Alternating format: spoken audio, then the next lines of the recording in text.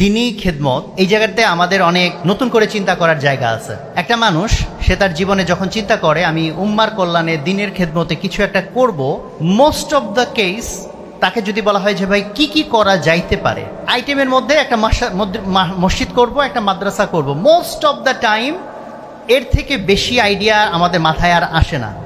তো এটা নিয়ে তো কোনো সন্দেহ নাই, মসজিদ বানানো, মাদ্রাসা বানানো আলহামদুলিল্লাহ অনেক বড় নেকির কাজ, অনেক বড় সওয়াবের কাজ। সাথে এটা চিন্তা করা দরকার যে ওইটুকু দিয়েই উম্মার পুরা খেদমত পালন করা হয়ে গেল কি না। মসজিদ তো বানাইলাম, টাইলসও লাগাইলাম, এসিও লাগাইলাম, কিন্তু কাতার যে ফজরের ওয়াক্তে এক কাতারও ভরে না, উম্মার সেই প্রবলেমটাও যে একটা সলভ করার মতো প্রবলেম, সেটাও তো ভাবা দরকার।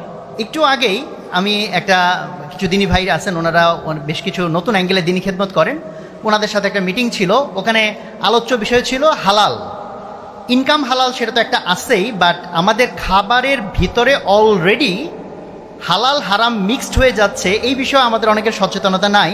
ইভেন বাচ্চাদেরকে আমরা যেসব চিপস বা চকলেট কিনে দেই তার মধ্যে অলরেডি অনেকগুলা যে হালাল না, এইটা কিন্তু অনেকের আমাদের মাথায় নাই যে ভাই মুসলমানের দেশ, 92% মুসলমান, এখানে আবার হালাল হারাম খোঁজার যে বিষয় আছে আমরা কিন্তু এটা অ্যাওয়্যারও না।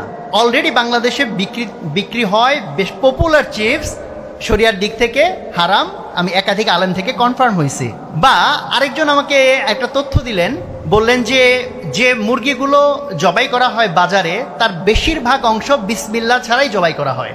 তো এখন আমি যে এই মুরগিটা হয়তো রেস্টুরেন্টে খেলাম, বাসায় কিনে আনলাম, বাট সেটা যে মানে আল্লাহর নির্ধারিত পদ্ধতিতে জবাই হয় নাই, এখন আমি এখানে যে চোখ বন্ধ করে যদি বসে থাকি যে ভাই আমি কি করতে পারি, অথবা আরও যত ক্রাইসিস, মসজিদে মুসল্লি নাই, অথবা ইয়াং জেনারেশন নাস্তিক হয়ে যাইতেছে, অথবা বিভিন্ন জায়গায় বিভিন্ন রকম ফিতনা আমাদেরকে আঁকড়ে ধরতেছে, মানুষ তার ইমান হারাই ফেলতেছে, আকীদা হারাই ফেলতেছে, মানুষ আজকে দুর্নীতির মধ্যে ঢুকে যাচ্ছে, যে হালালভাবে চলতে চায় সেই ইভেন হালালভাবে চলতে পারতেছে না।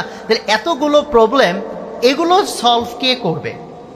এবং এই জন্য এই ধরনের ইনিশিয়েটিভ, ক্রিয়েটিভ ওয়েতে চিন্তা করা, যে চিন্তার মাধ্যমে যে ক্রিয়েটিভিটির জন্য ক্রিয়েটিভিটি না, দ্যাট ইজ উম্মার যেসব প্রবলেমগুলো আনঅ্যাড্রেস থেকে যাচ্ছে সেই জায়গাগুলোতে কাজ করার জন্য সবার একটা চিন্তা ফিকির থাকা, আর অ্যাটলিস্ট আমি নিজে চিন্তা না করলে যারা এই ধরনের চিন্তা করতে চাচ্ছে বা করতেছে তাদের সাহায্যে এগিয়ে আসা। উম্মার আজকে যত ক্রাইসিস, এটার ভিতরে যদি ঢোকা হয় তাহলে করার মতো এত জিনিস আছে। যেমন একটু আগে আমি যে কথাটা বলতেছিলাম, এক্সাম্পলটা, যে মুরগি জবাই করা হচ্ছে বা জবাই করা হচ্ছে, গরু জবাই করা হচ্ছে বিসমিল্লাহ বলা ছাড়াই।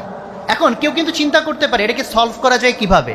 আলাপ করতে করতে সাথে একজন বলল যে ভাই একটা ইজি সলিউশন হচ্ছে এই সিটি কর্পোরেশন বা সকালবেলা গরু যেগুলো জবাই হয়, এগুলো জবাই হয় কিন্তু সারাদিন ধরে না, সকালের একটা নির্দিষ্ট সময়ের মধ্যে। সো একটা মাদ্রাসায় গিয়ে তাদের সাথে কথাবার্তা বলে, অথবা যারা ফারেক হয়েছে কিছু লোকজনকে আমরা ভলেন্টারিলি মোটিভেট করতে পারি, ভাই সকালবেলা 2টা ঘন্টা তুমি গিয়ে কয়টা গরু কুরবানি দিয়ে আসবা, জবাই করে আসবা, আমার ধারণা অনেক লোক পাওয়া যাবে।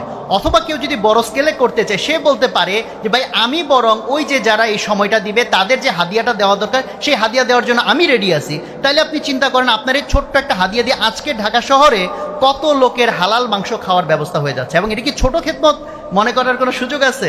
আমি জানি না, কম্পেয়ার করতে চাই না, বাট হচ্ছে যে এই খেদমতগুলোও তো করা দরকার। এটা ইটস অ্যান এক্সাম্পল। সেখান থেকে শুরু করে আপনি যদি আন্তর্জাতিক পর্যায় পর্যন্ত যান, যে ফিলিস্তিনে এইভাবে মানুষকে মেরে ফেলা হচ্ছে আর মুসলমান দেশ আমরা সবাই জাস্ট তাকায় তাকায় দৃশ্য দেখতেছি। আমি হয়তো ভাবতেছি ভাই আমার কি করার আছে। আহমদুল্লাহ ভাই এটা নিয়ে সুন্দর কথা বলছেন, প্রত্যেকটা মানুষেরই করার কিছু আছে, এবং অল্প কিছু না, অনেক কিছু করার আছে, লিটারেলি অনেক কিছু। সো আমার পুরা বক্তব্য সারমর্মটা হচ্ছে যে আজকে ফিতনা যত রকম রূপে আমাদেরকে আঘাত হানতেছে, আমাদেরও যদি ওই রকমভাবে ততগুলা মোকাবেলার জন্য চিন্তা ভাবনা বিস্তৃত না থাকে, আর এইরকম বিস্তৃত চিন্তা ভাবনা যারা করতেছে, যার মধ্যে অন্যতম আলহামদুলিল্লাহ আসুনা ফাউন্ডেশন বাংলাদেশের জন্য একটা আমি বলবো রহমত বরকত, যে ওনাদের এই নতুন নতুন ইনোভেটিভ আইডিয়ার থ্রুতে ওনারা যে নতুনভাবে বিভিন্ন সমস্যার সমাধান করতে চাচ্ছেন, সেক্ষেত্রে আমাদের এটা রেসপন্সিবিলিটি ফিল করা উচিত যে এই কার্যক্রম যাতে বেগবান থাকে, এই জন্য আমরা যাতে সবাই দোয়ার মাধ্যমে, বিভিন্নভাবে আমরা অর্থের মাধ্যমে, শ্রমের মাধ্যমে ইনশাআল্লাহ শরীক থাকি। আল্লাহ তাআলা আমাদের সবার মেহনতকে কবুল করেন, আমাদেরকে সমস্ত কিছু ইখলাসের সাথে করার তৌফিক দান করেন। আসসালামু আলাইকুম ওয়া রাহমাতুল্লাহ।